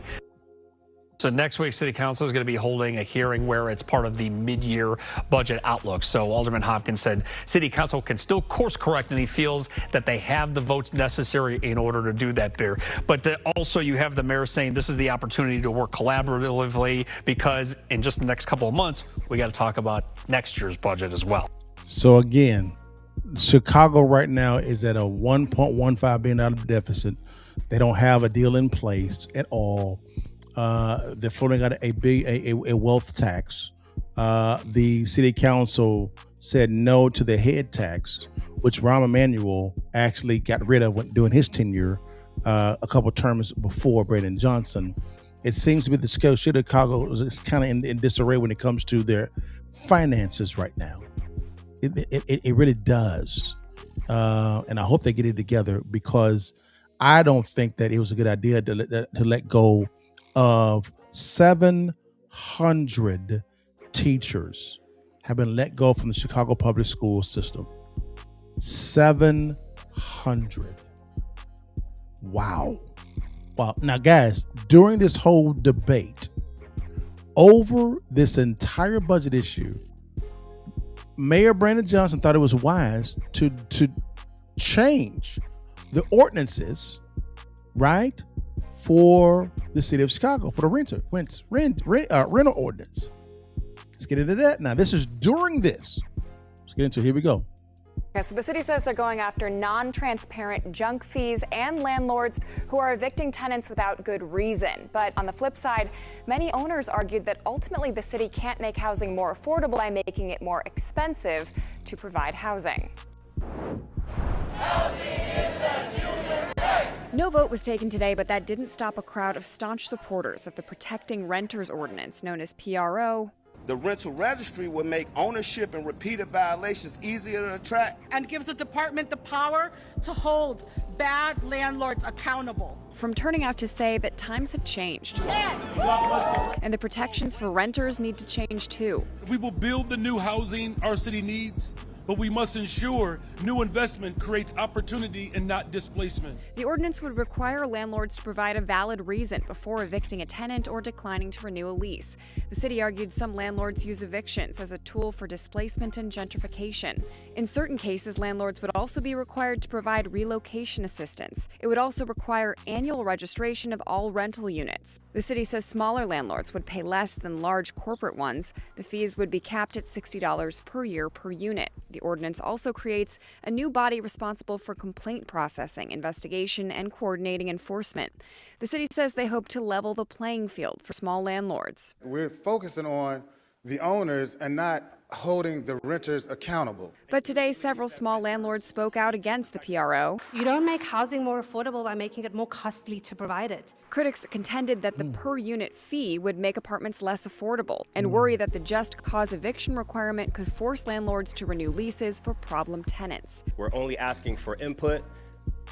We want to provide proper housing. I think the big concern that we have is what big companies are buying property by the thousands, keeping those property empty, evicting people, left and right. Committee on Housing and Real Estate Chairman Alderman Byron Sigcho Lopez told me he hopes to put the ordinance in front of full city council for a vote in the fall and stressed this is still a draft. So we're trying to incorporate feedback. The city says about 54% of Chicago households are renters. Now, if this does pass, Erica, it would go into effect in January of 2027. So here's my question, guys, concerning this whole scenario here is what I'm kind of seeing is this here is what is the eviction process for the city and or county or state of New York? What is it? And there's a lot of talk behind major corporations buying apartments by the thousands, right? And then just evicting people. I'm trying to figure out how does that make sense? How can someone just evict somebody? I'm as a real estate investor, I'm confused. I'm in Texas, and so there's specific laws on the books to where you can't just evict somebody. There has to be a just cause. And what I'm hearing Chicago say when it comes to this rental ordinance being implemented, that there seems to be a pitting owners against tenants, right? As well as owners against the city. The same scenario in New York. There seems to be an issue around just cause. So what is the just cause for evicting somebody? And how are the owners overriding those laws on the books? Because it has to be adjudicated in a court of law. Like I know in Texas, you have to, when you evict somebody, you have to take them to court and evict them in the court. You can file for eviction, but you're going to have to take them to court. Is it the same thing in New York and Chicago? I have to say yes. So I have to know a little bit more about these rental ordinance, what's really going on boots on the ground from a landlord perspective, a city perspective, enforcement perspective, and a tenant perspective. I want to know that information before I go a little bit deeper on this side. That's fair. That's fair, right? That is fair. Now, you guys know that Chicago, unfortunately, right now, they're losing the Chicago Bears. There's a high chance they're going to lose the Chicago Bears. And I got to say, this was the worst negotiating that I've ever seen in my life. Guys, just listen. All right, to the latest in that Bears Stadium war, what it would take to get a deal done in Arlington Heights. Well, Chicago lawmakers are unwilling to let the Bears go, they say, unless they get something in return. So what could that look like? NBC5's Rose Schmidt is here to break down the latest for us. Hey, Rose. Randy, what would it take? Millions of dollars. State Representative Cam Buckner also wants to see what he calls a significant package for Chicago because he feels the Bears' exit from the city would be more than a monetary loss. When it comes to building new stadiums, Illinois lawmakers point to precedents for providing benefits to the community. The Atlanta Falcons earmarked $40 million for Parks and Job Training Center. The Pittsburgh Penguins paid for a new grocery store in a food desert. The Milwaukee Bucks agreed to hire at least half of the workers at their new arena from the city's poorest neighborhoods and pay them a livable wage. But in order for the Bears to exit Chicago, it seems like they'll need to give up a bit more. The team offered $25 million as a concession to the city.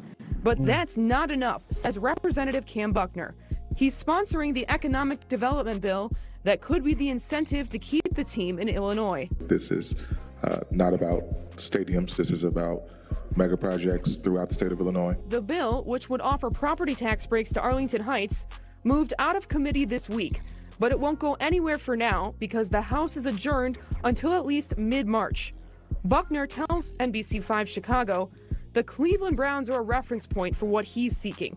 They're paying a concession of $100 million to leave Cleveland and go to the suburbs. Just seems truly outrageous. But the one thing I can say for certain is his analogy with Cleveland is completely off base. Wow. And I know that firsthand because I worked on that deal personally. Stadium consultant Mark Gannis says in the Browns deal, there was legislation with specific provisions if the team left Cleveland. There is no such provision in the Bears lease. Wow. They do have a provision in the lease to pay the Park District a certain amount of money if they terminate the lease early. Okay. Legally, the only thing the Bears are on the hook for is that money to the Park District. It's roughly $90 million to break their lease at Soldier Field. Gannis also says lawmakers should consider how much tax money Cook County would lose if the Bears went to Indiana, and that would have a negative effect on Chicago. So the reason why I say this is the worst negotiation that I've ever seen in my life is I believe, from what I've heard just on the news from both liberal-leaning, conservative-leaning, and independent-leaning media outlets, so taking it all into the context, it seems to be that the city of Chicago is kind of in a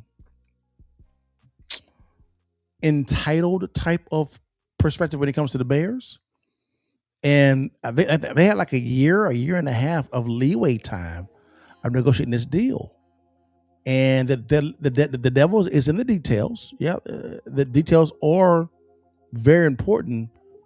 But I can say for right now, I see, and then you had Indiana coming in, and Indiana, and I think in a month, not faster than that, came up with a framework of a deal to where the Bears like, we out. We are out. And the city of New York, I'm sorry, the city of Chicago loses the Bears. That is a big black eye. The Chicago Bears playing in Indiana. It kind of smells like when the city of Dallas lost the Dallas Cowboys because of Mayor Laura Miller, right? That bad deal that she had. And they lost the Cowboys to the city of Arlington. Now the city of Dallas has lost the Dallas Mavericks and the Dallas Stars. So there would be no teams professionally playing in the city of Dallas, but in the suburbs. Wow. This is what it smells like, a bad negotiating. But hey, it's what it is, guys. Chicago, wake up. Wake up. You can do better than this. Better than this, guys. Now, guys, let's go to our Protect the Bag series real fast, guys. And I want to bring that in real fast. And I want to talk about a topic to me that is very important to me. And I think that we started this type of segment because with the economy being the way it is, I believe that giving counsel on how to protect the bag, guys, was something. So here's our segment on protecting the bag. Here we go. Network hustle. All right, guys. Here. Oh, hold on. That's not what I wanted. What happened to my thing? 1 second. There we go, guys. Here we go. This is the Protecting the Bag series, right? And I want to focus on the digital banking blueprint, building wealth through the modern financial technology, guys. Let me tell you something that you may not know. Back in the early 2000s, really kind of mid to late 2000s, deregulation of electricity was a big deal. I'm in Texas, and TXU at the time was the gorilla in the room. And when that actually happened, right, it was like a significant transfer of wealth. Because for the first time, we as consumers could choose, right, our own electrical providers. Yeah, TXU, Reliant Energy, Ambit Energy, Stream Energy, Zoom Energy. You had all of these energy companies, what they call retail electric providers, that actually came out, right? And there was a significant wealth transfer on a consumer level, a small business level, and an enterprise level, right? So whenever there is a deregulation of some sort, right, or a changing of an industry, guys, a wealth transfer always happens. This is the reason why we're talking about digital banking, right? Let me kind of give you a little bit of details behind this, and then I'm gonna bring in someone to talk a little bit more about it real quickly, guys. Is you guys have heard of companies like, you know, of course, the traditional people company like Wells Fargo, Bank of America, Chase, stuff like that, right? Those are the main big boys. Citibank. You have those small to mid-sized banks as well, also those regional and small city banks. Those are traditional banks where you can get up, go open up a bank account, money market account, savings account at those places. You can do it a lot of times from your phone, a lot of times now, right? Well, those traditional banks were paying some yields in those money market accounts and also CDs, right?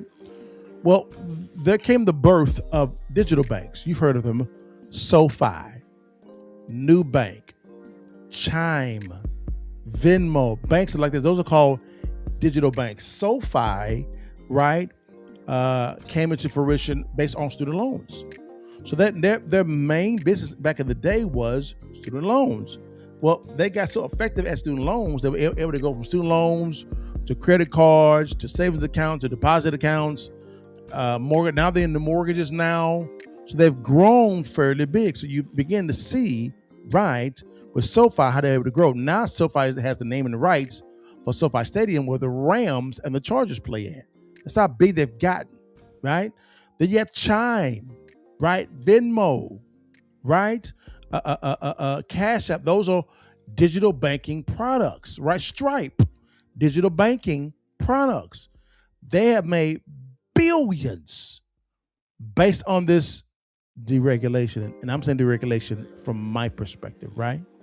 So let's bring in and see what's going on. You got to the point to where Jamie Dimon talked about, yeah, digital banks are competition for JP Morgan Chase, but we don't want to come in and begin taking over our payment processing, stuff like that. So there was some talk from Jamie Dimon, the Chairman and CEO of JP Morgan Chase, that he was a little bit concerned from a competition standpoint about digital banks. Again, this is a deregulation of digital banks. You begin to see it when President Trump, when he got into office, passed the Stable Act. Now they're going to pass the Clarity Act. I'll go into those, what that is, later on, right? But that added to the digitalization of banking, right? So let's bring in some individuals real fast to give a little bit more of a clearer perspective what this is. And I believe, guys, next to real estate, this is going to be one of the biggest wealth transfers in the next 5 to 10 years. Biggest transfers of wealth that you're ever going to see, in my opinion, in my lifetime. Let's get into it, guys. Here we go. Let's get into it. Are you still paying with one of these? Millions of us are, but I was challenged today on why I'm using 1970s technology in 2023. How we move and save and store money and access credit has never been easier or safer or more accessible for millions of people. Mainly down to mobile wallets such as these and technology. That's why Transform Talks, the thought leadership interview series, has come here to Shanghai and Huawei's Intelligent Finance Summit to explore the digital transformation of banking. Brett King is one of the summit's keynote speakers. He's a futurist, podcaster and best-selling author of Banking 4.0. So, carefully hiding my credit card, I asked him whether this was a golden age for the banking customer. Clearly. Financial inclusion has been a tremendous boon. Notice he said financial inclusion. He used that word for a reason. I like that word. I do. Because this has, and digital banking has evened the playing field for all cultures. Listen to this. Here we go. Actually, due to the smartphone, well, due to the phone, mobile phone, we've brought in 1.4 billion people into the financial economy for the first time just in the last decade or so, which is phenomenal progress. Considering that the 100 or so years before that, or well, 500 years before that, we'd got to approximately half the population, but half the population was still excluded. So there's still about 1 billion people or so that need to be included in the financial system today, and hopefully we can get that technology. Mainly now it's about digital inclusion. But in terms of the golden age, we suddenly have the technology here with AI and so forth to provide a bank account that can actually help you manage your money, a smart bank account if you like. So the early wallet systems that we see today, like Alipay and WeChat Pay and Paytm in India and Kakao in South Korea and so forth, these will evolve into AI-based bank accounts that really help us with our day-to-day money management. And I think this overall is probably the most positive development in banking that we've seen, certainly in the last couple of hundred years. Just expand on that. So AI, what is going to be the impact? Because everyone is talking about AI for a variety of reasons. For banking specifically, what will that give customers and banks? So right now we're in a phase where we're using technology to reduce friction, making the accessibility of financial services easier. So that sort of started in the internet era. Faster delivery and more ubiquitous delivery of financial services. But what we're doing right now with ChatGPT and technologies like that is we're sort of creating this advice layer. This is going to be a trend we're going to see with banks around the world, using AI as to give advice, augmenting human advice with AI. So when you look at your portfolio as an investment situation, the financial advisor will say his advice is powered by AI. You go to the doctor, they'll say the same. So we will get into this period where we rely more and more heavily on artificial intelligence to give us the best advice. And personalised advice. Personalised, yeah. And that's the thing is an AI will be able to be trained on our personal behaviour, our personal situation. And so when we get advice between our personal AI and a bank's AI negotiating, if you like, it'll be highly targeted, highly contextual, much more personalised than we could ever deliver with a human. Yeah. You have to be... So guys, he's talking about the evolution of banking. I love the word inclusion because it evens the playing field. Digital banking, it evens the playing field for everybody. Banking, or I would say money, has no color. It does not. It's one color, which is green. Black, white, orange, pink, no, it's green. And I believe digital banking, right, it is very inclusive. I use that word. I'm using that word. He's using that word for a reason, and I like he's using it because it brings the psyche into banking. It brings different perspective into banking to where, wait a minute, I can actually be in the business of banking. Yes. Let me kind of give you guys a little bit of a intuition to this real quickly, guys. All right. I want you guys to understand this here too, real fast. Guys, what if you could actually make an income off of every swipe that someone makes of their debit or credit card? For instance, the average American uses their debit card and or their phone when it comes to, or their credit card, comes to daily living. They use that payment processing tool at least 30 times a month, right? 30 times a month, the average American. One person. Now, think of this. What if you were actually making a nickel per swipe or per tap off one person? A nickel. Now, multiply that times 5 people. 10, 20, 100, 1,000, 10,000. Do you see the compounding effect of income you could actually make? Let's go a little deeper.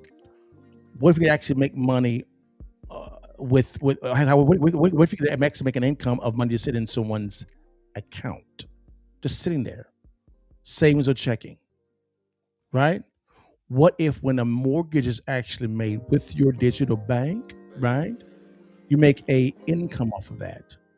Not only on the origination, but also as they're paying their mortgage payment. How about insurance, car insurance, health insurance? Does it make some sense, guys? Do you see the limitlessness of banking, digital banking? It's called banking as a service. This is the same opportunity that has come into fruition, just like the regulation of electricity and also phone service. There's always a shift whenever a industry makes a change. Now we're here in the banking. We know the concept works because you look at SoFi, Chime, right? Nubank, Venmo, right? Cash App, just to name a few. They're making billions off of banking as a service. Now you can do the exact same thing. Because why? Banking has been deregulated. Just saying, guys. I'm just saying. The opportunity is out there, guys. It is out there. Guys, this was a fun type of program for me, guys. This is really good, guys, right? Now, if you ever want to ask me questions, guys, don't you worry. Hey, you can find me on the app called Monect, right? There's an app that a colleague of mine, Patrick David, and his team at Valuetainment has developed for you to talk to experts in said industries, guys.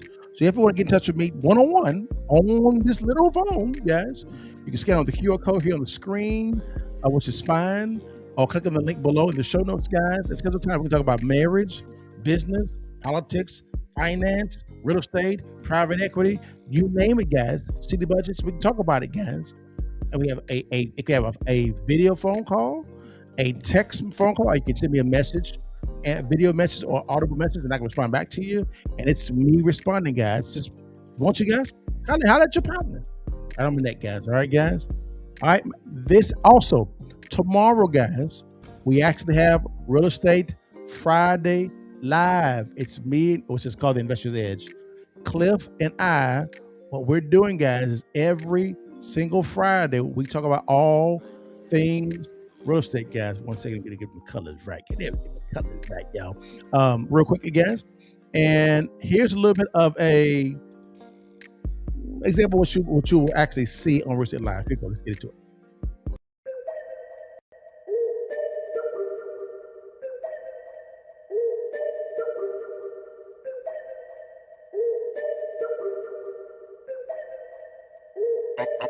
Okay. Sir, there's a GC right there. Cliff. Go. It's piers. We got concrete piers and wood piers. Yes, sir. Checklist. Check out the checklist. Yes, we got it for everything we need. Yes, sir.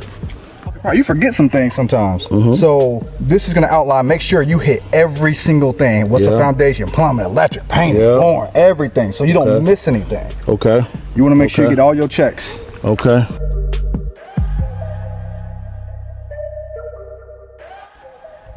I want to introduce you guys to Cliff Hunter. Cliff is a world-renowned flipper. He actually flips. He's also a GC as well. He's a good contractor. When it comes to all of our renovations, all over the nation, you'll talk to this guy right here.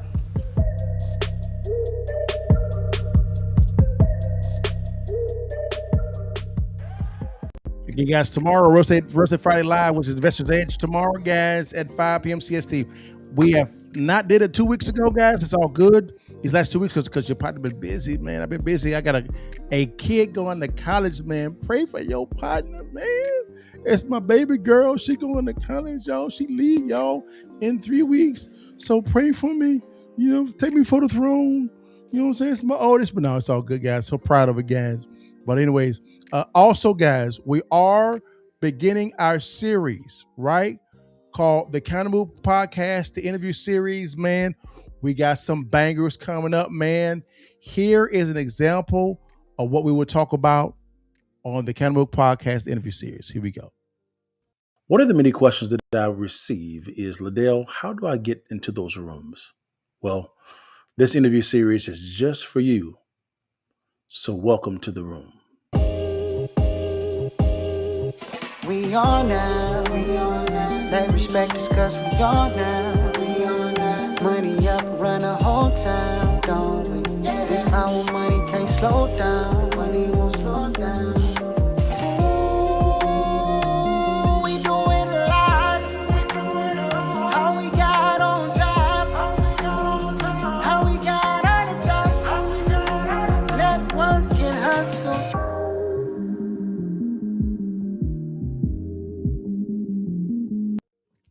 Guys, that is the Accountable Podcast, the interview series, guys. This is going to be a very good one. I got some hitters coming from business moguls, political leaders, right? For us to exchange ideas, debates coming up, guys, interviews. And we have something called a whiteboard series to where we'll sit down and we'll get a whiteboard out.